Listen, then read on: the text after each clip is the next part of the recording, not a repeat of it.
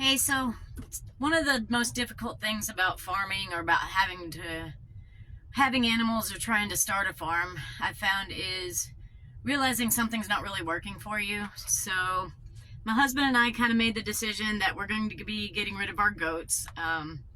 It's something that kind of hurts me because I feel like I put a lot of effort into it.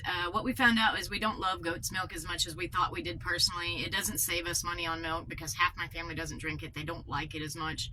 Um, the other thing is I'm putting in close to 60 hours at work every single week. So for me to spend, an hour a day milking goats, that's an hour I'm not sleeping. I'm already, shy on sleep as it is by the end of the week. So it's been a sacrifice.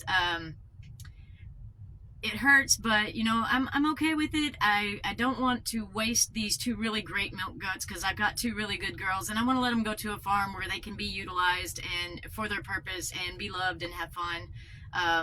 It's not always just about the expense, of feeding something. Part of a farm is, your animals work for you. They work for you, and you feed them and care for them for their entire lives, and it's just that cycle that you get into with a farm, and we haven't been able to do that with the goats because we don't love the product as much. And if I don't make money on it, which it's really hard to make money on goat's milk around here, there's a guy around here that sells it for $5 a gallon. $5. I don't know how he does it. I couldn't get it down to less than 10 personally, and still that was just barely worth my time.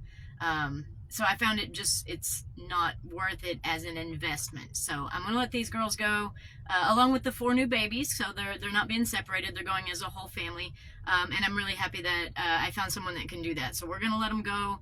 The guy's gonna pick it up tomorrow. We might do a short video waving goodbye to him, but I'm probably gonna cry a little bit. So I'm not going to.